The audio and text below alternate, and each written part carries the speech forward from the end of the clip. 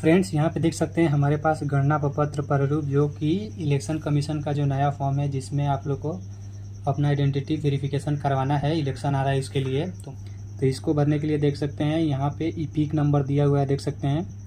उसी के साथ आपका जो डिटेल पहले से दिया गया है, सारा डिटेल इसमें आया है। तो सबसे पहले यहाँ पे ईपिक दिया हुआ है, तो आपको देख लेना है। निर्वाचन का नाम आपका नाम रहेगा, जिसका वोटर ID कार्ड है उसका नाम है, और यहाँ पे आपका एड्रेस रहेगा। ये सब डिटेल है। और यहाँ पे स्टेट का नाम, विधानसभा, और यहाँ पे आपका क्षेत्र कहाँ पड़ता है, ये सब डिटेल है। और यहाँ पे आपका भाग संख्या यानी आप वोट कहाँ देंगे उसका डिटेल इसमें रहता है। आपका डिटेल पर्सनल यहाँ पे है। नेक्स्ट यहाँ पे फ़ोटो है, तो आपको फ़ोटो देख सकते हैं यहाँ पे दिया हुआ है पहले का फ़ोटो। तो आपको एक और फ़ोटो यहाँ पे चिपका देना है, जो कि नया फ़ोटो हो, उसको पासपोर्ट साइज फ़ोटो यहाँ पे लगा देना है एक नया सा। उसके बाद इसको नीचे आएंगे तो नीचे देख सकते हैं। उसके बाद यहाँ पे देख सकते हैं नीचे आपको यहाँ पे बॉक्स दिया हुआ है, इसमें आपको डिटेल फिल करना है। तो यहाँ पे डेट ऑफ बर्थ दिया हुआ है, जन्म तिथि, तो आपको अपना जन्म तिथि यहाँ पे फिल कर देना है। उसके बाद यहाँ पे आधार संख्या, ये ऑप्शनल है और वैकल्पिक है, लेकिन अगर आपके पास आधार नंबर है तो यहाँ पे आधार नंबर लिख देना है। नेक्स्ट यहाँ पे आपको एक मोबाइल नंबर यहाँ पे लिख देना है। उसके बाद यहाँ पे देख सकते हैं पिता कानूनी अभिभावक का नाम, तो आपको पिता का नाम यहाँ पे लिख देना है, पिता हो तो, या अगर आपके पिता नहीं है तो यहाँ पे कोई भी आइडियल यहाँ पे गार्जियन का नाम यहाँ पे फिल कर देना है। फिर यहाँ पे ईपिक नंबर है यदि उपलब्ध है, तो ईपिक नंबर आपके पिता का अगर हो तो यहाँ पे लिख देना है। नेक्स्ट यहाँ पे देख सकते हैं माता का नाम है, तो आपको अपने माता का नाम यहाँ पे फिल करना है। उसके बाद यहाँ पे देख सकते हैं ईपिक नंबर, आपके माता का ईपिक नंबर यहाँ पे फिल कर देना है। नेक्स्ट आपको देख सकते हैं जीवन साथी का नाम यदि उपलब्ध है, अगर आप मैरिड हैं तो यहाँ पे अपने हस्बैंड का नाम लिख सकते हैं। उसके बाद उनका ईपिक नंबर यहाँ है, ये भर देना है। अगर आप मैरिड है तब इसको भरेंगे, वरना इसको छोड़ सकते हैं। उसके बाद यहाँ पे नीचे आएंगे। नीचे आने के बाद देख सकते हैं घोषणा दिया हुआ है, तो घोषणा में आपको यहाँ पे बहुत सारा ऑप्शन दिया हुआ है, यानी 5 कैटेगरी में आपको दिया हुआ है। तो पांचों कैटेगरी में आप जिस कैटेगरी में आते हैं उस हिसाब से आपको फिल करना है। तो सबसे पहले यहाँ पे देख सकते हैं मैं अपने सर्वोत्तम ज्ञान और विश्वास से घोषणा करता हूँ कि मैं 18 वर्ष से अधिक का हूँ, उपरोक्त पते का साधारण निवासी हूँ, भारत का निवासी हूँ, और किसी एक को चिन्हित करें। यानी ये जो दिया हुआ है तो इसमें आप 18 साल के होने चाहिए, आप इंडिया के निवासी होने चाहिए। और उसी के साथ इसमें ऑप्शन दिया हुआ है, यहाँ पे एक ऑप्शन ये हुआ, दूसरा ये हुआ बॉक्स है। और इसी तरह से पीछे देख सकते हैं यहाँ पे 3, 4, 5, तो ये 5 बॉक्स दिया हुआ है। इस पांचों बॉक्स में आप जिस कैटेगरी में आते होंगे उस पर एक पे टिक करना है, और टिक करने के बाद जो डॉक्यूमेंट इसमें लगेगा वो डॉक्यूमेंट आपको देना है। तो सबसे पहले देख सकते हैं यहाँ पे दिया हुआ है मेरा जन्म भारत में 1/7/1987 के पूर्व हुआ है। यानी अगर आपका डेट ऑफ बर्थ 1987 7वां महीना 1 तारीख से पहले का है, तो आपको इस कैटेगरी में अगर आप आते हो तो आपको ये डॉक्यूमेंट लगाना है। यहाँ पे देख सकते हैं अपने जन्म तिथि और या जन्म स्थान का प्रमाणित करने के लिए नीचे दी गई सूची में से कोई भी दस्तावेज उपलब्ध कराएं। यानी अगर आपका डेट ऑफ बर्थ 1987 से पूर्व है, पहले का है, तो आपको इस पर टिक कर देना है। इस पर टिक करने के बाद आपको यहाँ पे देख सकते हैं लिखा हुआ है, तो यहाँ पे देख सकते हैं अपने जन्म तिथि और जन्म स्थान के प्रमाणित करने के लिए नीचे दी गई सूची में से कोई एक दस्तावेज लगाएं। यानी कि आपका डेट ऑफ बर्थ 1987 से पहले है, तो आपको जन्म तिथि, डेट ऑफ प्रूफ, आपका डेट ऑफ बर्थ प्रूफ और जन्म स्थान का प्रूफ कोई एक लगाना है नीचे दी गई सूची में। यानी नीचे दी गई सूची का मतलब हो गया यहाँ पे दिया गया सूची है, तो इस सूची में 11 डॉक्यूमेंट है, यहाँ पे देख सकते हैं 1 से लेकर 11 तक। तो इसमें से कोई भी एक डॉक्यूमेंट आपको लगा देना है अगर आप इस कैटेगरी में आते हो। तो यहाँ पे देख सकते हैं अगर आप इस कैटेगरी में आते होंगे तो 11 डॉक्यूमेंट जो पीछे है उसमें से कोई डॉक्यूमेंट यहाँ पे लगा देना है। और उसको भरने के बाद ये सब नहीं भरना है, क्योंकि आपका कैटेगरी ये है, तो ये दूसरा कैटेगरी हो गया।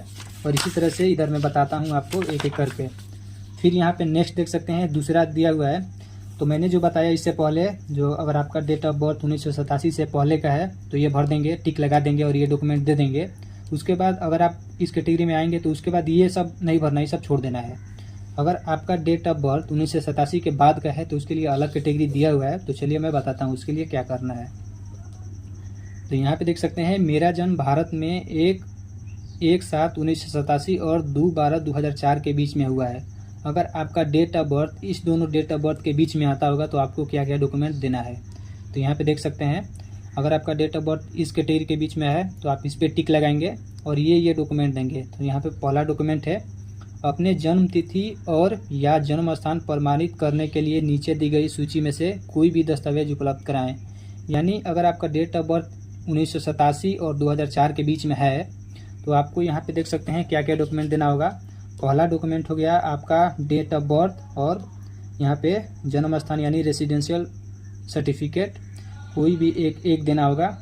उसके बाद सेकेंड डॉक्यूमेंट देख सकते हैं पिता या माता की जन्म तिथि और या जन्म स्थान प्रमाणित करने के लिए नीचे दी गई सूची में से कोई भी दस्तावेज उपलब्ध कराएं। यानी अगर आपका डेट ऑफ बर्थ इस कैटेगरी में आ रहा है 1987 से 2004 के बीच में, तो आपको अपना डेट ऑफ बर्थ देना है और उसमें जन्म स्थान का प्रमाणित कोई एक डॉक्यूमेंट देना है, जो यहाँ पे पीछे दिया हुआ है 11 डॉक्यूमेंट में से कोई एक। उसके बाद सेकेंड डॉक्यूमेंट दिया हुआ है पिता या माता की जन्म तिथि या जन्म स्थान प्रमाणित करने के लिए नीचे दी गई सूची में से कोई भी दस्तावेज उपलब्ध कराएं।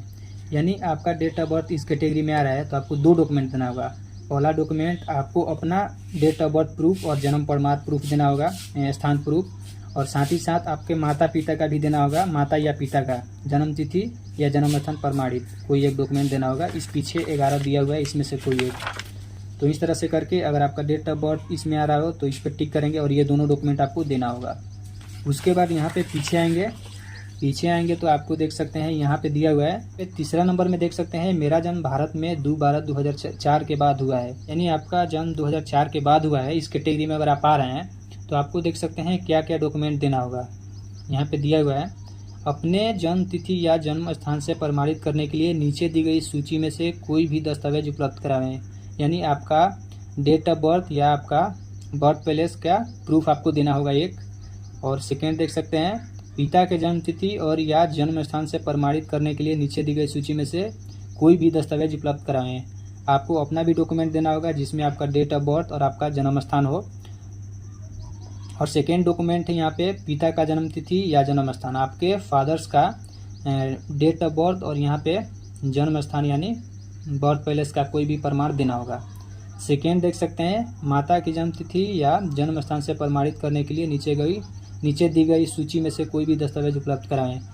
और यहाँ पे अपने माता का डेट ऑफ बर्थ और जन्म स्थान का प्रमाणित कोई भी एक दस्तावेज देना होगा। यानी कि ये 11 डॉक्यूमेंट यहाँ पे नीचे दिया हुआ है, इसी में से कोई एक डॉक्यूमेंट आपके माता का और आपके पिता का भी देना होगा। उसके बाद यहाँ पे देख सकते हैं उसके बाद यदि माता या पिता में से कोई भारतीय नहीं है तो अपने जन्म के समय उनके वैध पासपोर्ट और वीज़ा की एक प्रति उपलब्ध कराएं। उसके यानी आपके माता या पिता भारतीय नहीं है तो उनको पासपोर्ट और वीज़ा का प्रति उपलब्ध कराएं। यानी आप यहाँ पे आपके माता या पिता कोई भी भारतीय नहीं है तो उस केस में आपको ये सब देना होगा, उनके पासपोर्ट और वीज़ा का फोटोकॉपी देना होगा। तो उसके बाद नेक्स्ट आपको देख सकते हैं मेरा जन्म भारत से बाहर हुआ है, विदेश में भारतीय मिशन द्वारा जारी जन्म प्रमाण पत्र संलग्न करें। अगर आपका जन्म भारत से बाहर हुआ है, इंडिया से बाहर हुआ है, तो उस केस में आपको विदेश में भारतीय मिशन द्वारा जारी जन्म प्रमाण पत्र संलग्न करें। यानी आपका विदेश में अगर कहीं जन्म हुआ है तो उस केस में वहाँ पे बनता है एक सर्टिफिकेट, उसको देना होगा। नेक्स्ट आपको देख सकते हैं उसके बाद यहाँ पे देख सकते हैं अगर आप इंडिया के नागरिक नहीं है आप इंडिया का नागरिकता लिया हुआ है तो उस केस में उसका डॉक्यूमेंट यहाँ पे लगाना होगा। उसके बाद साथ में यहाँ पे देख सकते हैं मैंने किसी अन्य देश की नागरिकता प्राप्त नहीं की है, मैं निर्वाचक नामावली के नाम शामिल कराने के लिए आवेदन कर रहा हूं और मेरा नाम किसी अन्य विधानसभा निर्वाचन क्षेत्र संसदीय निर्वाचन क्षेत्र में शामिल नहीं है। यहाँ पे देख सकते हैं ये सब दिया हुआ है। यानी कि अगर आप इस पर टिक करेंगे तो ये सब आपको पढ़ लेना है ये सब। उसके बाद यहाँ पे देख सकते हैं ये सब देख सकते हैं लिखा हुआ डिस्क्लेमर आपको पढ़ लेना है। मैं किसी अन्य देश का नागरिकता प्राप्त नहीं की है, यानी आपका डिक्लेरेशन दिया हुआ है, जो आप पढ़ेंगे पढ़ सकते हैं।